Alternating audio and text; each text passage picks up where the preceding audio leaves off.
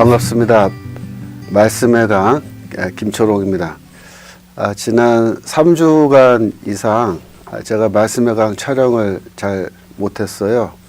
뭐 다른 사정이 아니고 이승만 학당에서 이승만 대통령과 기독교의 관계에 대해서 특강을 좀 해달라 그래서 그 준비를 하다가 제가 또 본의 아니게 논문을 하나 쓰게 됐습니다. 그래서 이승만 박사님의 그 개종과 기독교 복음이 그에게 미친 영향에 대해서, 그래서 그걸 제가 그동안 이승만 대통령 연구를 많이 안 했던 사람인데 갑자기 논문을 쓰려다 보니까 일이 많아서 조금 말씀의 강을 그동안 좀 쉬게 됐습니다. 다시 시작하도록 하겠습니다. 그래서 이제 세 번째 시리즈인데요. 세 번째 시리즈는 바울의 사도적 자기 이해, 영어로 Paul's Apostolic Self-Understanding이라고 하는 그런 제목입니다. 그래서 오늘은 그 첫 번째 강의로 나는 너희들의 아버지다라는 제목으로 강의하도록 하겠습니다. 바울에게는 복음으로 낳은 자녀들이 있었습니다. 디모데전서 1장 2절에 보시면 디모데를 참 아들이라고 그렇게 부르고, 디도서 1장 4절에서도 나의 참 아들 된 디도라고 해서 바울이 이렇게 디모데와 디도를 아들이라고 이렇게 부르는데, 이런 호칭을 아무한테나 쓸 수 있는 게 아니죠. 바울이 이런 아들이라는 호칭을 쓸 수 있는 이유는 바울이 디모데와 디도에게 복음을 전해서 그들을 복음으로 개종시켰기 때문에, 그런 의미에서 아들로 낳았기 때문에 아들이라고 부르는 겁니다. 빌레몬서 10절에 보면 갇힌 중에서 낳은 아들 오네시모라고 해서 바울이 감옥에 갇혀 있는 동안에 오네시모를 낳았다 이렇게 말합니다. 근데 아들이라고 또 부르죠. 이것 역시 감옥에서 오네시모를 복음을 전해서 개종시켜서 새로운 하나님의 아들로 태어나게 했기 때문에, 그런 의미에서 바울은 스스로를 오네시모의 아버지라고 그렇게 보는 겁니다. 여기서 사용된 나타라는 동사는요, 헬라어로는 게나오라는 동사인데요. 이 동사는 그 주어가 남자도 될 수 있고 여자도 될 수 있는 그런 종류의 동사입니다. 그래서 뭐 어머니로서 낳았다라고도 볼 수 있지만, 대체로 학자들은 여기서 아버지로서 낳았다라는 의미로 그렇게 해석을 합니다. 여러분들이 그 마태복음 1장에 보시면 누가 누구를 낳고 그래서 그 족보가 쭉 나오는데요. 거기서 사용된 동사가 바로 이 게나오 동사죠. 그래서 거기서도 대부분 다 남자가 게나오 동사의 주어로 사용된 겁니다. 이 나타라는 동사는요, 죽다 또 태어나다와 마찬가지로 개종을 나타내는 그런 동사입니다. 지난번에 죽다와 태어나다에 대해서는 설명했었죠. A라는 존재가 죽고 없어지고 B라는 존재로 태어나는 것, 그것이 바로 개종이라고 제가 설명드린 바 있습니다. 오네시모 입장에서는 태어나는 거죠. 하지만 바울의 입장에서는 낳는 겁니다. 그래서 나타와 태어나다는 동전의 양면과 같은 그런 의미가 있습니다. 우리가 바울의 이런 용법입니다. 자신을 아버지라고, 또 자신이 전도한 사람들을 자녀로 보는 이러한 용법을 이해하려면 그 당시 그레코 로마 사회의 가정과 가장의 역할에 대해서 좀 이해가 필요합니다. 그레코 로마 시대의 가장은 라틴어로 파터 파밀리아스라고 부르는데요. 이 가정 안에서 제사장의 역할, 또 소유주고요. 또 모든 구성원들에게 대해서는 절대적인 권한을 갖고 있는 일종의 왕과 같은 그런 존재라고 볼 수 있습니다. 바울 당시에는 이 가장의 권한이, 절대적 권한이 많이 약화되어 있었지만 여전히 상당한 권한을 갖고 있었다, 그렇게 볼 수 있습니다. 그 당시의 가정은 대체로 다 확대가족, extended family였습니다. 그러니까 아버지와 아들, 또 아들이 결혼한 아들의 경우에는 그 손자까지 있는, 그래서 이렇게 노예도 있고 여러 사람들이 복합적으로 섞여 있는 그런 가정이었습니다. 그것은 유대인의 가정의 경우에도 마찬가지라고 말할 수 있습니다.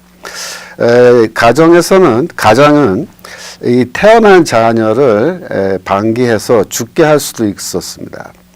우리가 어떻게 그럴 수 있느냐라고 생각하는데 그 당시에는 이제 그 산하 제한이라는 것이 이제 불가능했기 때문에 아이가 태어나서 원하지 않으면은 그냥 쓰레기장 같은 데다가 그냥 갖다 놓는 거예요. 그러면은 뭐 원하는 사람이 있으면 그걸 주워가도 되고 아니면은 이제 짐승이 와서 뭐 잡아먹을 수도 있고 그런 상황인데 대부분의 경우에는 이제 밤에 갖다 놓으면은 어떤 사람들이 가져다가 그 아이를 키워서 노예로 또 팔아서 이제 짭짤한 수입을 남길 수 있는 그러한 경우도 많이 있었다 그래요.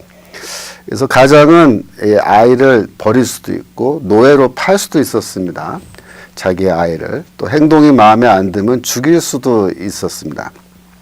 기원전 63년에 원로원 의원이었던 아울루스 푸디우스라는 그런 사람은 성인이 다 돼서 다 커버린 아들인데요. 그 아들이 정부를 전복시키려고 하는 반란을 모의한 거죠. 그런 음모에 가담했다라는 이유로 다 큰 아들을 직접 처형해버리는 그런 일을 했다라고 기록에 적혀 있습니다. 또 아버지의 역할을 보여주는 중요한 문헌인데요. 디오니시우스가 쓴 글에 이런 말이 있습니다. 로물루스는 로마의 아버지에게 그의 아들에 대해 절대적인 권력을 갖도록 했고 이 권력은 아버지가 죽을 때까지 유효하여 아버지는 아들을 감옥에 가두든지 채찍을 때리든지 쇠사슬로 묶어놓든지 농장에 가서 일하게 하든지 심지어 죽이든지 무엇이든 할 수 있었다. 로물루스는 아버지가 아들을 노예로 파는 것도 허락했다. 로물루스는 다들 아시다시피 이제 로마라는 도시국가를 세운 인물이죠. 또 리그두스라는 어떤 가난한 집 출신의 자유인인데요. 그 아내가 아기를 갖게 되었는데 그가 이제 이런 말을 했다라고 기록에 남아 있습니다. 그 남편이 얘기하는 거예요. 나는 두 가지, 즉 당신이 순산하기를 그리고 남자아이를 낳기를 기도하오. 이 말을 정말 하고 싶지 않지만 만약 당신이 여자아이를 낳으면 정말 마지못해 하는 말이니 부디 용서하고 들으시오. 우리는 그 아이를 죽여야 할 것이요 라고 이렇게 이야기한 기록이 있어요. 그래서 그 당시에 아버지가 정말 굉장한 그런 권한을 특별히 자녀들에 대해서는 거의 뭐 왕과 같은 권한을 갖고 있었다 그렇게 말할 수 있겠습니다. 로마 시대 때 성인 남자는 대체로 25세에서 30세에 결혼을 했고요. 여자들은 15세에서 20세에 결혼을 했습니다. 심지어 10대 초반에 결혼을 하는 그런 경우도 기록에 남아 있습니다. 결혼은 부모의 결정 사항이었고 연애 결혼 그런 거는 그 당시에 거의 없었습니다. 그래서 결혼 관계 속에서 부부 간의 어떤 로맨스 그런 거는 별로 기대되지 않았다 이렇게 얘기합니다. 남편과 아내 사이에 나이 차이가 심하죠. 10살 이상 납니다. 그래서 나이 차가 크기 때문에 아내는 자연스럽게 남편에게 종속될 수밖에 없었습니다. 그래서 자녀에 대한 의무와 권리는 어머니에게 있지 않았고 아버지가 그런 권한을 또 의무를 다 갖게 된 겁니다. 헬라인 남자들의 경우에는 30세의 경우에 결혼을 했고요. 60세가 되면은 아들에게 가정의 권한을 물려주는 것이 보통이었다고 그렇게 이야기합니다. 참고적으로 로마 시대의 그 평균 수명인데요. 평균 수명은 27세였습니다. 근데 중간값도 이제 27세였다. 그렇게 이제 이야기합니다. 즉 54세, 그러니까는 27세 더하기 27세죠. 54세를 살면은 아주 오래 장수하는 그런 셈이 되는 거예요. 그럼 왜 이렇게 그 당시에 평균 수명이 짧았느냐? 여성들의 경우에는 출산 때에 많이 죽었습니다. 그래서 아이를 낳다가 이제 어려움을 당해서 죽는 경우가 많았고 또 유아 사망률이 매우 높았습니다. 어린아이, 갓 태어난 아이는 25% 정도가 이제 1세 이전에 다 죽었고요. 살아남은 아이들도 10살이 되기 전에 한 25%가 사망했다라고 그렇게 우리가 추정을 합니다. 많은 아이들의 어머니가 일찍 죽거나 또 이혼이 있었기 때문에, 이혼을 하면 양어머니 밑에서 자라기 때문에 고대 로마 시대의 문서에 보면은 자기 어머니에 대한 애틋한 그런 모정에 대한 그리움, 그런 종류의 글들은 굉장히 드물게 나타나는 겁니다. 가정에서 어머니의 권한은 매우 제한되어 있었다고 그렇게 볼 수가 있겠습니다. 바울은 특정한 개인뿐만 아니라 성도 일반을 자신이 낳은 자녀로 그렇게 보는 겁니다. 그래서 바울 서신에 보시면 자기 자신을 아버지로 또 부모로 묘사하는 구절들이 있고요. 바울과 성도의 관계는 부모-자식 관계로 그렇게 되어 있습니다. 고린도서 6장 10절에 보시면 내가 자녀에게 말하듯 하노니 보답하는 것으로 너희들 마음을 넓히라. 그래서 성도들을 자녀에게 말하듯이 그렇게 말한다고 얘기하죠. 바울은 성도들을 성인 자녀로 보는 것이 아니라 유아 혹은 소아로 그렇게 보는 겁니다. 어린아이로 보는 거죠. 고린도후서 12장 보시면 14절에 어린아이가 부모를 위하여 재물을 저축하는 것이 아니요 이에 부모가 어린아이를 위하여 한다. 또 15절에 내가 재물을 사용하고 또 내 자신까지도 내어주리니 너희는 더욱 사랑할수록 나는 사랑을 덜 받겠느냐라는 이런 말을 하고 있어요. 그래서 이제 그 부모라는 말을 썼는데요. 부모라는 단어는 이제 헬라어로 고니우스라는 단어인데, 이게 이제 기노마이라는 동사의 파생어입니다. 이제 기노마이는 무엇이 되다 혹은 태어나다라는 뜻도 있어요. 그래서 이 동사에서 파생되어서 고니우스, 부모라는 말이 나온 거고요. 그런데 이제 바울은 이 부모라는 입장에서 이야기할 때, 아니 부모가 이렇게 자녀를 위해서 돈을 쓰는 거지 자녀가 무슨 부모를 위해서 돈을 쓰는 법은 없다, 그렇게 얘기하죠. 우리나라에서도 여러분들이 자녀를 기르실 때 분유를 사면은 가게 장부에다가 분유 얼마 적고, 기저귀 살면 기저귀 얼마, 또 학교 보내면은 학비 얼마, 옷 사면 옷 얼마, 그래가지고 그 돈을 다 기록해 놨다가 애가 다 커서 취직하게 되면은 이제 야, 너 이제 돈 벌었으니까 이제 나한테 다 돈 내놔라. 청구서, 기저귀 얼마 들었고 얼마 들었다, 이런 식으로 부모가 자녀한테 돈을 청구하는 경우는 없지 않습니까? 바울이 하는 말이 바로 똑같은 이야기입니다. 바울은 사실 이 교회를 개척하고 전도할 때, 즉 성도들로부터 아무런 돈을 받지 않은 거예요. 교회 개척에 필요한 모든 재정적 부담을 스스로 지고 자신을 희생하면서 이 성도들을 양육했다라고 볼 수 있겠습니다. 바울과 성도들의 관계는 아버지와 자녀 관계입니다. 고린도전서 4장 14절에는 오직 너희를 내 사랑하는 자녀같이 권하려 한다, 이렇게 말하고요.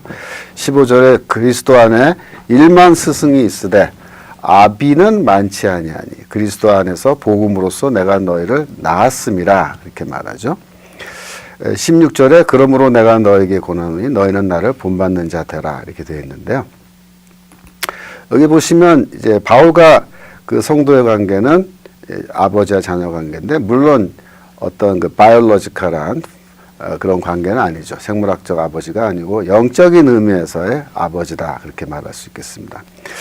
바울이 성도들을 이제 낳았다고 이렇게 볼 수 있고요. 그가 성도를 어떻게 낳을까요? 낳는 방법은 여기 15절에 그 대답이 있죠. 복음으로써 내가 너희를 낳았습니다, 그렇게 말하니까 복음을 전하여 그들을 개종시킨 것을 낳았다, 이렇게 이야기하는 겁니다. 바울은 스승과 아버지를 지금 비교하는데요. 여기서 스승으로 번역된 단어가 이 파이다고고스라는 단어예요. 너에게 1만 스승이 있으되 1만 명의 파이다고고스가 있지만 아버지는 나 하나다. 그래서 여기서 스승이라고 번역했는데 정확하게 번역하면 이게 스승이 아닙니다. 오늘날 우리가 말하는 그런 스승이 아니에요. 파이다고고스는 그럼 뭐냐? 이 상류층 가정에서 아버지가 너무나 이제 공사 다망하기 때문에 바빠서 자녀를 가르칠 시간이 없기 때문에 자녀를 가르치고 돌보는 일을 전담하게 하는 그런 노예를 구입해다가 임명을 하는 겁니다. 그래서 이 파에다고구스를 임명하는 것은 아버지의 권한인 거죠. 그래서 이 파에다고구스의 가르침과 아버지의 가르침을 비교하면은 어느 것이 더 무게가 있을까요? 당연히 아버지의 가르침이 훨씬 더 무게가 있는 겁니다. 그래서 바울이 지금 그런 의미로 말한 거예요. 너희들에게 다른 선생들은 다 파에다고구스다. 나는 파에다고구스가 아니고 나는 너의 아버지다. 이렇게 이제 이야기를 하는 겁니다. 여기 키케로가 쓴 글인데요. 한번 볼까요? 우리가 나이를 먹어 성숙하게 되고 정신력이 개발될 때까지는 우정에 대한 결정은 일반적으로 내리지 않아야 한다. 그렇지 않으면 우리의 유머와 페다고그들, 이게 페다고그란 말이 파에다고고스, 헬라어로 파에다고고스를 가리키는 거죠. 선생들을 가리킵니다. 페다고그들이 그들이 우리들을 가장 오랫동안 알고 있기 때문에 우리들의 애정을 가장 많이 받게 될 것이다. 물론 그들이 소홀히 여김을 받아서는 안 되지만 우리가 성인이 되어 사귄 친구들과 그들은 다른 방식으로 여겨져야 한다. 이렇게 얘기하는데요. 이건 무슨 뜻일까요? 파에다고고스는 기본적으로 노예이기 때문에 어린아이들이 아직 분별력이 없을 때는 노예랑 가장 많은 시간을 보내니까 노예랑 그 프렌드십, 우정이 많이 개발되는 거죠. 그러나 그것은 전혀 중요하지 않다. 그 얘기하는 겁니다. 왜? 노예와의 관계이기 때문에 그건 무시해도 된다. 중요한 것은 성인이 되어서 사귄 친구들과의 관계, 그들과의 우정이 중요하다. 이제 이렇게 얘기하는 거니까 이 키케로의 이야기에서는 한마디로 말하면 파에다고고스, 스승으로 번역된 이 단어인데요. 이 파에다고고스는 전혀 중요하지 않다. 바울이랑 똑같은 얘기하는 겁니다. 너희들에게 1만 명의 노예 파에다고고스가 있어도 아버지 나하고는 비교가 안 된다. 이렇게 얘기하는 겁니다. 바울은 고린도 교회를 개척했을 뿐만 아니라 성도들에게 복음을 전해서 그들을 개종시킨 사람이기 때문에 자신을 아버지로 주장할 수가 있는 겁니다. 바울 이외에 고린도 교회를 거쳐간 어떤 선생도 아버지의 지위를 가질 수가 없고 그들은 비유적으로 말하면 파에다고고스에 불과하다. 그렇게 이야기하는 겁니다. 그런 의미에서 바울은 매우 대담하게 너희는 나를 닮으라 라고 요구하는 거죠. 왜 그렇습니까? 내가 아버지니까 자녀가 아버지를 닮는 것은 당연하다. 이렇게 얘기한 겁니다. 그렇다면 바울은 왜 자신을 아버지로 성도들은 그의 자녀로 그렇게 관계를 설정하는 걸까요? 그랬고 로마 사회에서는 책임 있는 성인이 될 때까지 자녀를 가르칠 책임은 어머니가 아닌 아버지에게 있었기 때문입니다. 여기 플루타크가 쓴 글인데요. 마르크스 카토라는 사람에 대해서 쓴 글이에요. 재밌는데 한번 읽어볼까요? 그 아이가 자라 배울 수 있는 나이가 되었을 때 비록 칠론이라는 이름의 배운 노예를 카토가 소유하고 있었고 그 노예가 선생으로서 많은 소년들을 가르쳤지만 카토는 스스로 책임을 지고 그에게 즉 자신의 아들이죠. 아들에게 읽고 쓰는 것을 가르쳤다. 그러므로 카토 자신이 그의 강독 선생이었고 그의 법을 가르치는 교수 체육 코치였다. 그는 그의 아들에게 창을 던지는 것, 무기를 들고 싸우는 것, 말을 타는 것뿐만 아니라 권투하는 것, 더위와 추위를 견디는 것, 강에 회오리 치는 물과 저류를 뚫고 수용하는 것도 가르쳤다. 그렇게 되어 있습니다. 그러니까 이게 카토라는 사람을 칭찬하는 그런 글을 쓴 거예요. 플루타크가. 왜 칭찬했을까요? 이 카토라는 사람이야말로 우리 사회에서 가장 모범적인 아버지다. 아버지가 자녀를 가르칠 책임이 있다. 근데 이 사람은 그 바쁜 와중에도 직접 다 가르쳤다. 굉장히 훌륭하다. 이렇게 얘기하는 거죠. 왜냐하면 다른 대부분의 사람들은 파에다고고스라고 하는 노예를 사다가 그 노예를 시켜서 네가 내 대신 좀 가르쳐라 라고 그렇게 시키는 거예요. 그런데 카토는 그렇게 하지 않았다는 거죠. 무슨 말입니까? 이러한 문화적 배경을 놓고 보면은 그레코 로마 사회에서는 아버지가 자녀를 훈육할 전적인 책임을 다 갖고 있었다. 거의 독점하고 있었다라고 볼 수 있는 겁니다. 그래서요. 그 다음에 보시면 그러면 자녀는 어떻게 되죠? 그 자녀는 아버지의 가르침에 전적으로 순종해야 할 의무가 있는 겁니다. 바울이 자신을 아버지로 또 성도들을 자녀로 설정하게 되면요. 자신에게 사도로서 그 가르칠 때 자신이 그 아버지가 갖고 있는 것과 같은 그런 권위, 대단한 그런 오소리티가 그에게 생겨나는 거예요. 그래서 자신을 아버지로 그렇게 설정하는 겁니다. 나에게는 양육권이 있다. 그러므로 성도인 너희들은 아버지인 나의 가르침에 순종해야 된다라는 그런 뉘앙스가 자연스럽게 생기는 겁니다. 그래서 바울은 아버지로서 자녀를 훈육할 수 있기 때문에 심지어 뭐라고 말하냐면 고린도전서 4장 21절에 너희가 무엇을 원하느냐 내가 매를 가지고 너에게 나아가랴 이렇게 말합니다. 이때 당시에 바울은 이제 에베소에서 이 편지를 보내는 건데요. 내가 매를 들고 갈까? 이렇게 얘기하는 거예요. 이런 말을 할 수 있는 건 왜 할 수 있느냐? 바울이 자신을 아버지로 성도들은 자녀로 그렇게 설정했기 때문에 이런 말을 할 수 있는 겁니다. 여러분 생각해 보세요. 바울이 그때 당시에 나이가 뭐 한 40대 후반 혹은 50대 초반 정도 50대까지 안 됐겠네요. 40대 정도 됐을 건데 그의 나이보다 더 많은 나이가 더 많은 사람들이 성도들 가운데 있을 수도 있을 거예요. 그렇지만 나이와 상관없이 내가 너의 영적인 아버지라고 그렇게 바울은 매우 대담하게 주장하는 겁니다. 물론 여기서 정말로 매를 때리는 건 아니죠. 여기서는 교회에서 절차에 밟아서 필요하면은 징계를 할 수 있다. 그런 뜻으로 이제 이야기하는 겁니다.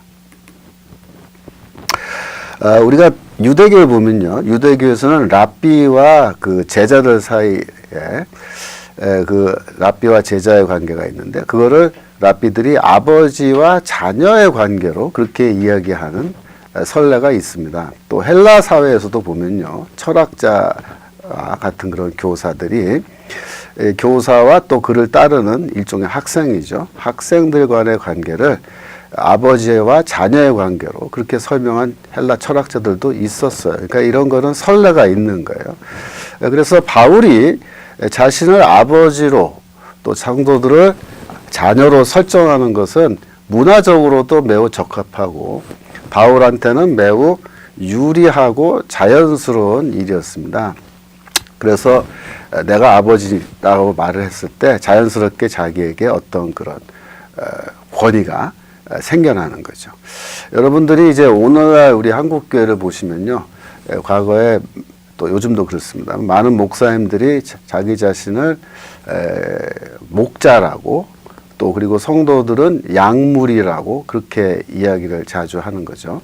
그건 뭡니까? 성도와 목회자의 관계를 설정하는 겁니다. 설정할 때 나는 목자다. 여러분들은 제가 치는 양입니다. 이렇게 얘기했을 때 자연스럽게 어떤 결론이 나옵니까? 양들은 당연히 목자의 음성에 순종하고 따라가는 것이 옳다라는 그런 이제 결론이 바로 생기잖아요. 그렇기 때문에 관계를 어떻게 설정하느냐에 따라서 권위가 생겨날 수도 있고 권위가 생겨나지 않을 수도 있습니다. 만약에 어떤 목사님이 성도들한테 나는 목사지만 나는 여러분들과 친구다. 우린 서로 친구다. 똑같은 레벨의 친구다. 또 어떤 목사님은 나도 목회자고 여러분들도 다 나와 똑같은 목회자다. 동등한 관계로 그렇게 설정을 하면은 그런 관계에서는 별로 큰 권위가 생겨나지 않겠죠. 하지만은 이제 목자와 양무리로 설정하면은 권위가 생기는데 바울이 그때 당시에 했던 설정과 유사한 겁니다. 아버지와 자녀 관계로.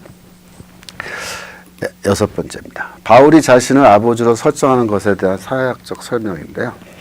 제가 학부 때 이제 전공이 사회학이에요. 그래서 제가 공부를 하다 보니까 종교 사회학 이런 것도 좀 관심을 갖고 봤는데, 그런 사회학적 관점에서 이걸 한번 관찰하면 이런 또 설명이 가능합니다. 데살로니가전서 2장 11절에 보시면 우리가 너희 각 사람에게 아버지가 자기 자녀에게 하듯 권면하고 위로하고 경계했다라고 해서 여기서도 아버지와 자녀 관계로 설정되어 있잖아요.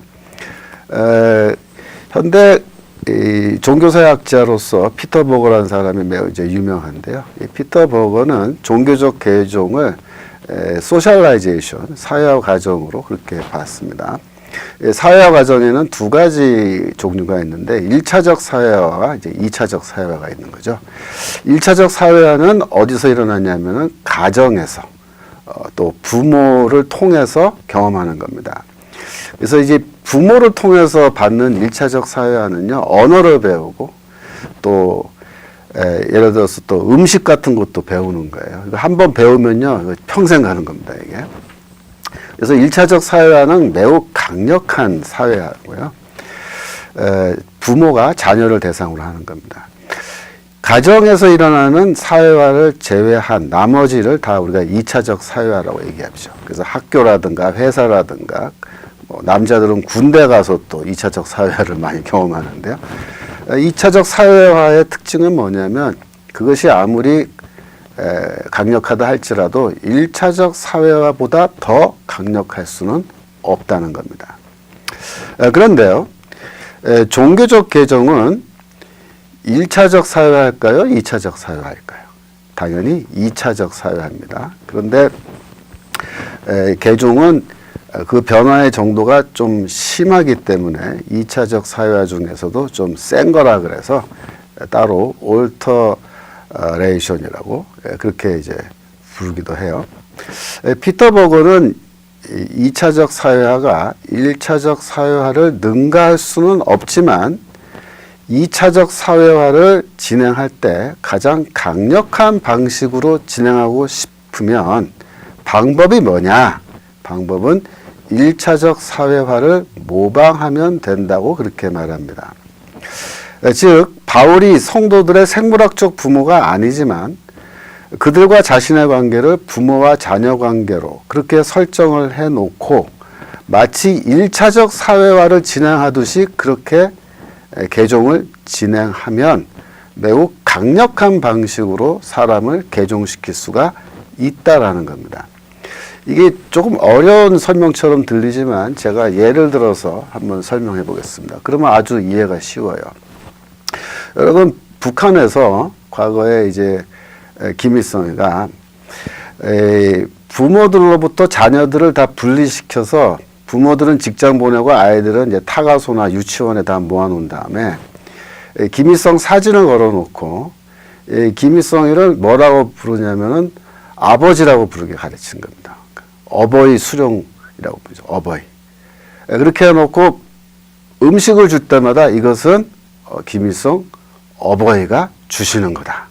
이렇게 하면서 밥을 먹이는 거예요. 그러면서 모든 걸 가르칠 때 그게 2차적 사회화인데도 어버이 수령이 가르치는 거로 아버지가 가르치는 것으로 그렇게 가르치는 겁니다. 그렇게 교육을 어렸을 때부터 받으면요.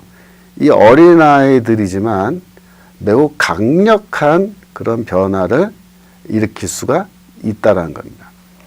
이런 방식이 바로 뭐냐면 2차적 사회화지만 1차적 사회화와 유사한 방식으로 진행했을 때 효과가 강력하게 나타난다는 거죠. 유사한 그런 것을 우리가 또 어디서 볼 수 있냐면 이단에서 볼 수가 있어요. 과거에 통일교 같은 경우에 문선명이가 자신을 아버지로 그렇게 자꾸 묘사하고 성도들을 자녀로 그렇게 묘사하는 것도 동일한 효과를 보기 위해서 그렇게 한 겁니다. 물론 이 바울이 그 당시에 무슨 종교 사회학을 공부해서 그런 아이디어를 얻거나 그런 건 아니죠. 그러나 우리가 바울을 이렇게 볼 때는 오늘날의 그 종교 사회학의 관점에서 봤을 때도 바울은 어떤 면에서 매우 인간에 대한 깊은 통찰을 갖고 어떻게 하면은 인간을 강력하게 변화시킬 수 있는 것인지 그를 꿰뚫어 보고 있었다. 예, 그렇게 우리가 볼 수가 있겠습니다. 우리 오늘 배운 거 한번 정리해 볼까요? 예, 바울에게는 복음으로 낳은 자녀가 있었습니다. 예, 그레코 로마 사회의 가정과 가장의 어떤 권위에 대해서 우리가 공부했고요. 예, 바울은 어떤 개인뿐만 아니라 성도 전체를 자신이 낳은 자녀로 이렇게 본다 그랬죠. 그래서 아버지와 자녀 관계로. 왜 그렇게 설정을 했을까요? 그렇게 했을 때 큰 권위가 생긴다 그랬죠. 그래서 아버지로 설정하는 것은 굉장히 쉽게 이해할 수가 있다라는 겁니다. 또 사회학적인 설명도 제가 한번 시도해 봤습니다. 참고하시기 바라고요. 바울이 이렇게 자신을 아버지로 주장하는 것은 그 이유와 목적을 우리가 합리적으로 설명할 수가 있습니다. 그런데 문제는 뭐냐면 바울이 자신을 어머니로, 여성으로 주장하는 구절들이 있는 겁니다. 그렇다면은 바울은 왜 자신을 여성으로, 그것도 어머니로 표현했을까요? 우리 다음 시간에는 거기에 대해서 살펴보기로 하겠고요. 다음 시간에 강의 제목은 나는 너희들의 어머니다 라는 제목으로 제가 강의하도록 하겠습니다. 오늘은 거기까지 하도록 하겠습니다. 감사합니다.